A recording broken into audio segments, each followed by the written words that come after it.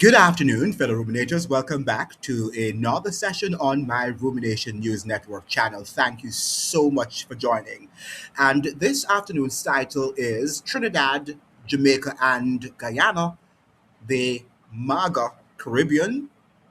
Trinidad, Jamaica, and Guyana, the Caribbean countries quietly aligning with MAGA-style policies under Kamla Persad-Bissessar, Andrew Holness, and Irfaan Ali.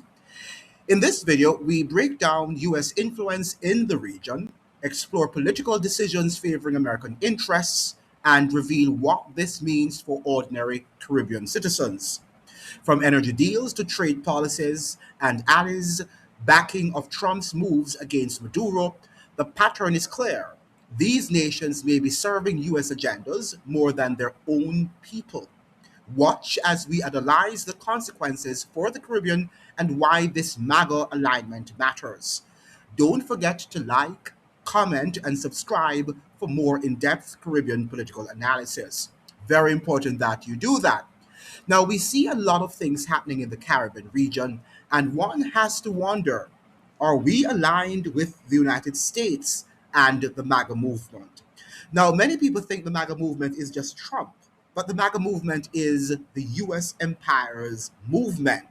All of Project 2025, are things that both parties decide to do. So when they're even making up a storm and they're screaming in Congress, they're just doing it merely to perform, right? As a performative action so that you can believe that there are two viable options in the democratic process. But you are not included in that conversation.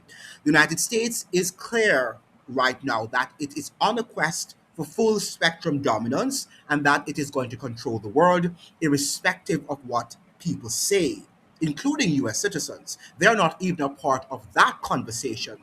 And Caribbean citizens, even worse, we are not included in the conversation. They pretend as if we are, but we are not. So they set up, voting stations for you to go and vote. And now we have Barbados is next, on February 11th.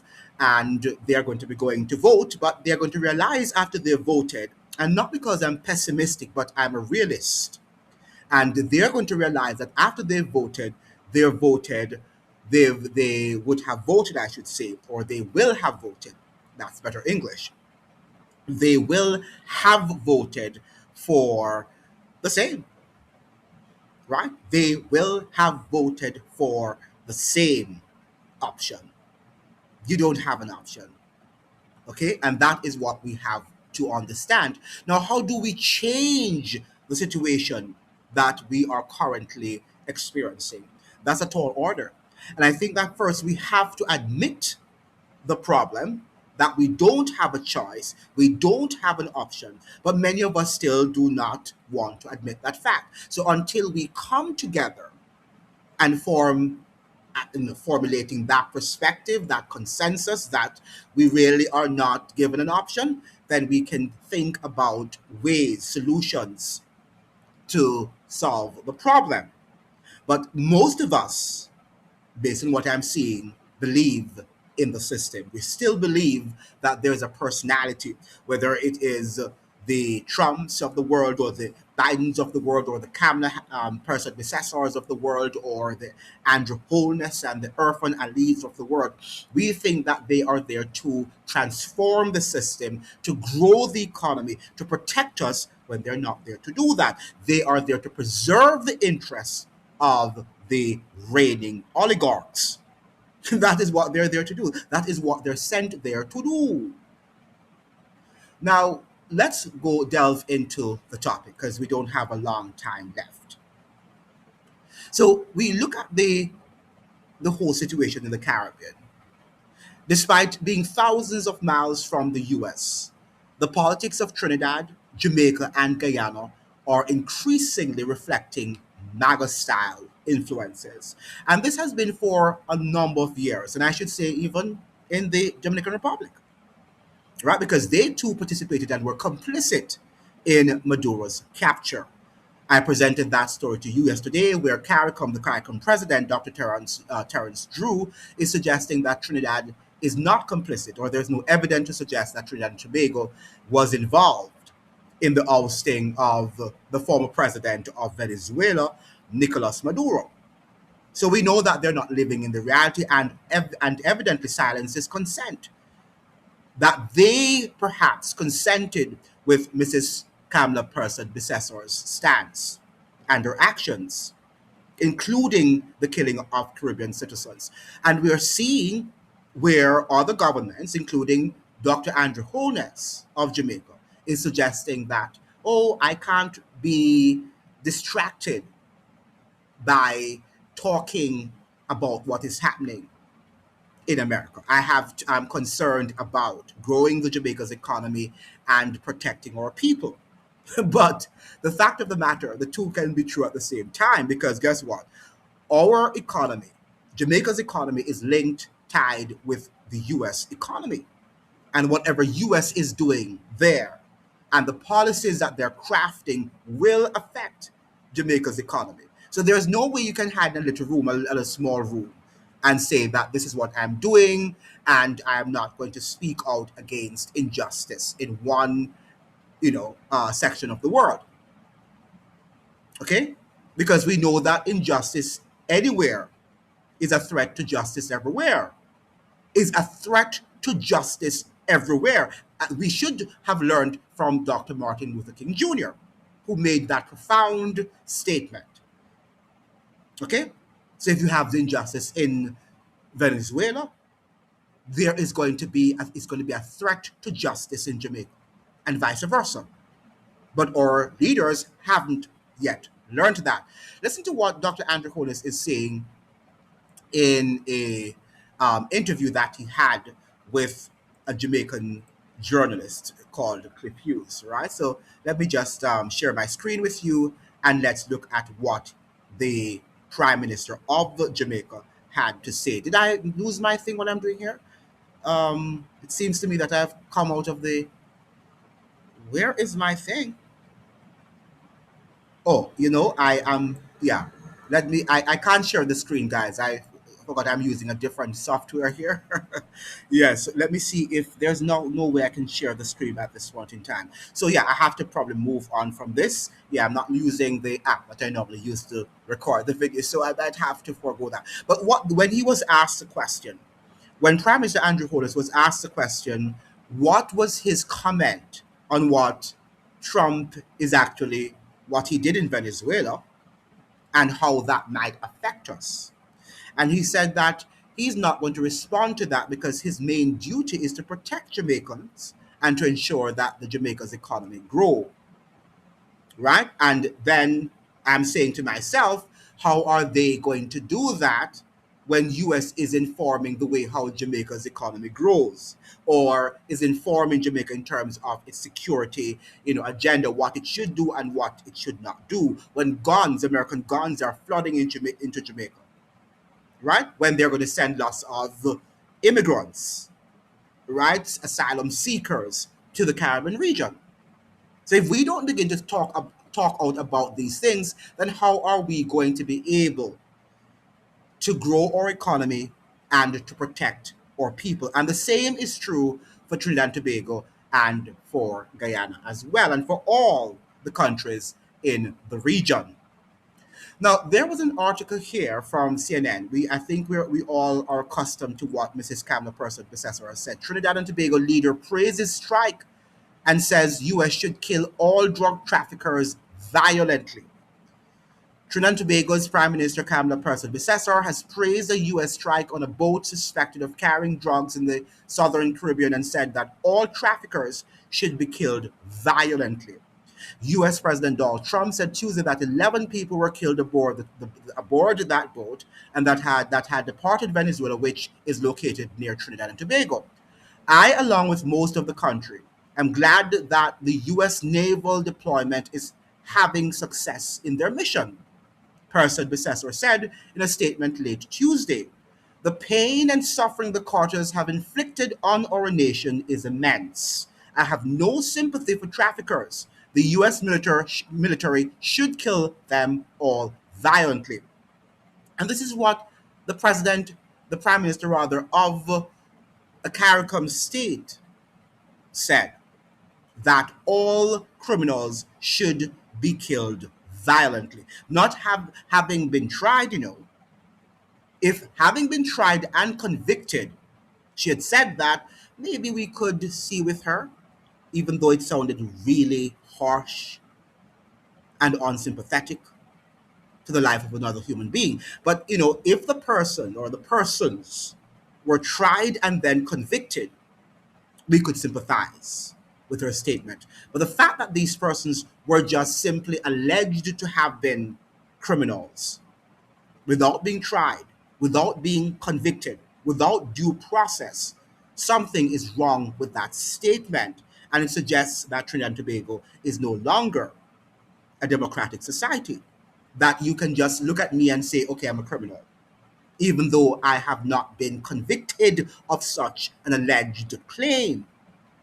This is what is happening in the region, and it's not different from what Trump is doing in the United States of America. Okay? And that is why we have MAGA in the Caribbean. So when we talk about MAGA, let's not just look at the United States. We also have to look at what is happening in the region. Now, whatever happens in the United States, that's exactly what happens in the region, right? Because we like to imitate what the United States is doing. That is what we do here in the region.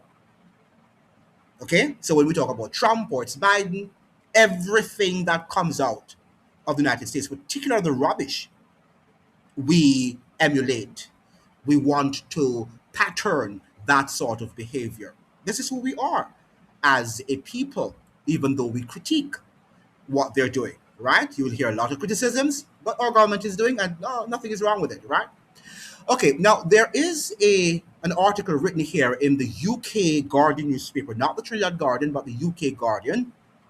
And it says here, it's written by Kenneth Mohammed, and it says Trinidad and Tobago went all in with the US. It will prove a costly misjudgment. Aligning itself with Washington and dismissing regional diplomacy has left the dual island nation isolated amid the Venezuela crisis. And I think he is Trinidadian himself. I'm not sure if he's living in England or could be anywhere in the world.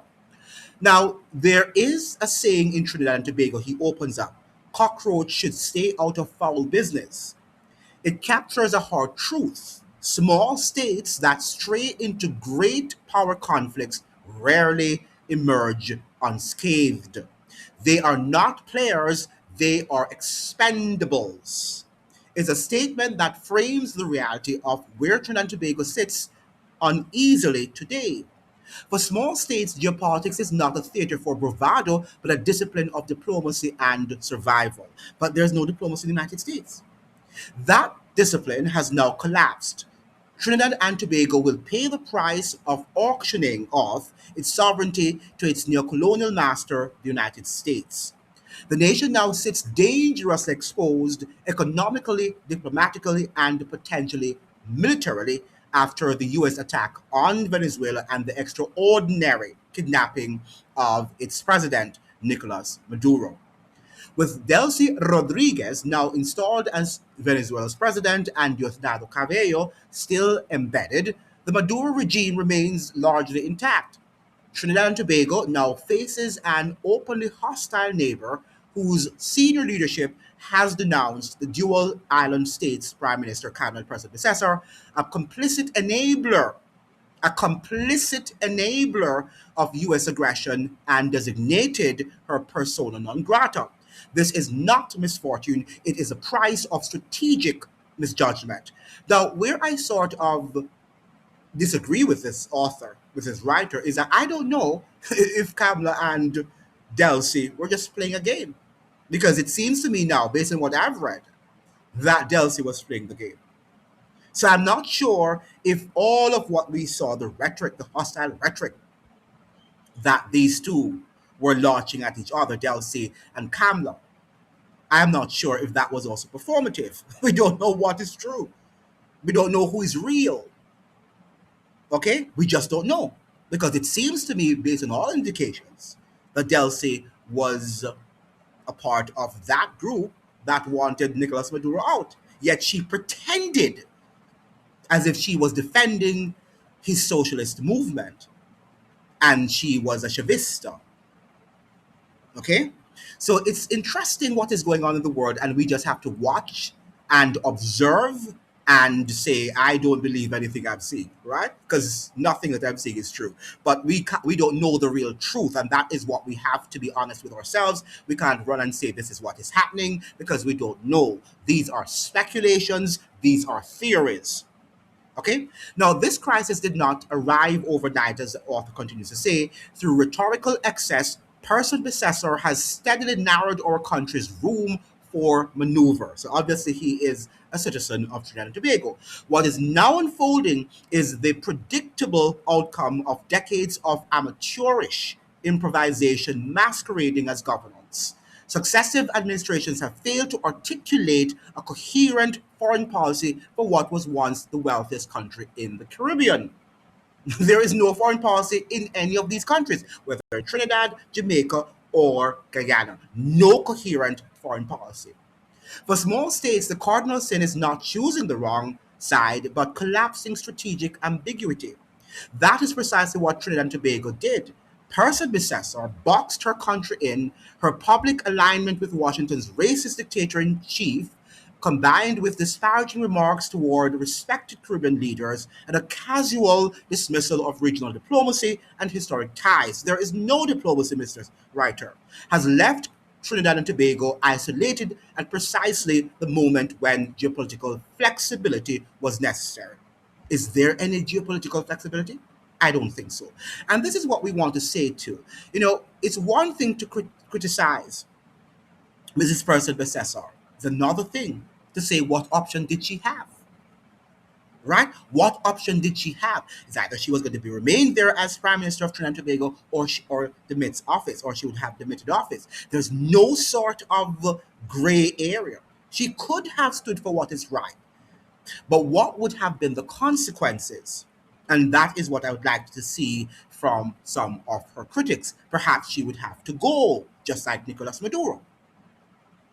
Okay? Or she could have been unalive. All of these are speculations, but based on what we're seeing in the world, that is where the United States is. Might makes right. That is what the United States is saying right now. We don't have to listen to you. We don't want you to exhaust any diplomatic channels. In fact, there is no diplomatic channels anymore. Whatever the United States says, that is what stands. Okay? And that is what we are seeing in the world at the current moment. Right? So we can write all we want to write. We can critique all we want to critique. We've got to come to grips with the reality. During her early term, I like what he's saying here, memorably declaring that Trinidad and Tobago was not the ATM of the Caribbean. Persad-Bissessar signaled to our Caribbean community, CARICOM, that regional solidarity was conditional and transactional. Yet CARICOM is not a marketplace, it is a family. Disagreements are inevitable, but they are meant to be managed privately with a public posture of unity that small states depend on for collective strength and survival. And he's right. He's right. Right? He's right. I would give him a tick here. He is correct in his pronouncements. So when we look also at Dr. Ali of Guyana, the president of Guyana, he too is a MAGA supporter, without a doubt. And we know that he was also very supportive of what Trump was doing in the Caribbean. He wasn't as vociferous as Mrs. Kamla Persad-Bissessar and her and other colleagues, but he was too supportive of what Donald Trump was doing to Maduro, and he wanted Maduro out. And he has not uttered a word about the fact that the Chavista regime, for whatever it is, has remained in power and what that portends for Guyana. But he too is on the MAGA side. Are they just pretending? Are they just acting? Or are they getting perks from such a decision? We don't know. But these are relevant and valid questions that need to be posed to them because some strange things are happening. Strange things are happening in the region, and we don't know why they're happening and what is the big picture, what is the agenda ahead of us. These are some of the things that we have to ask ourselves. Okay, and I'm not sure if we're asking ourselves, right? So the MAGA principles, we have populist nationalism, anti-globalist rhetoric, pro-business policies, tough immigration, and we see Trinidad now imposing immigration on, policies on, non-immigrants, alignment with U.S. conservative politics, and I think that is an alignment. As soon as Maduro is now captured, Trinidad is on board with, legalizing all of its non-immigrants, its illegal migrants, whatever you want to call them. Okay? Now, when we look at what is happening, let us look at Jamaica. Leadership of Andrew Holness, pro business, US friendly, security focused policies. The influence of US policy, investments, and trade deals on Jamaica is rife, is palpable. And for this reason, Andrew Holness has to go with whatever the United States says. Rhetoric appealing to nationalism versus regional, global cooperation. So when he's talking about the fact that he doesn't care what Trump is saying and he respects the right of all sovereign nations to do what they deem in the best interest of their country. It's one thing to say that when they're doing the right thing. Another thing to say that when they're killing our Caribbean citizens. Can you really say that that is their right to kill Caribbean citizens in their own on their own territory? All right, that's another thing. I don't know what Andrew Holness is trying to suggest. Now, Trinidad and Tobago, Kamla Persad-Bissessar, and current government's relationship with the U.S. corporate interests is really something that is evident, and we can see that there's nothing to hide there. She's openly supporting U.S. and U.S. corporate and military interests. The energy sector in Trinidad is oil and gas is very aligned with U.S. geopolitical priorities. Whether or not they're going to benefit, I doubt it, but Mrs. Person-Bissessar thought so. Now, Mrs. Person-Bissessar was also very, firm, and she was, adamant in what she was saying that Trinidad and Tobago has to align itself with the United States to protect their nationality, right? Because no other country is going to protect Trinidad or can protect Trinidad like that of the United States. Okay, that is what she is on board saying. Now, Irfaan Ali's government and US influence via oil, gas deals, that is also very pronounced. We understand that the Guyanese economy is growing, sometimes in double digits, 30%, and sometimes, 20%. So they have to do what the United States says because they have US oil interests there. Now, the neoliberal development in Guyana is also striking, and it mimics U.S. foreign policy there, right? So it's very, very evident that these countries are moving toward a MAGA style ideology, okay? A MAGA style ideology. And if we're not careful, even though we pronounce that we are anti Trump in the region, but the fact is that our governments believe in what Donald Trump is doing.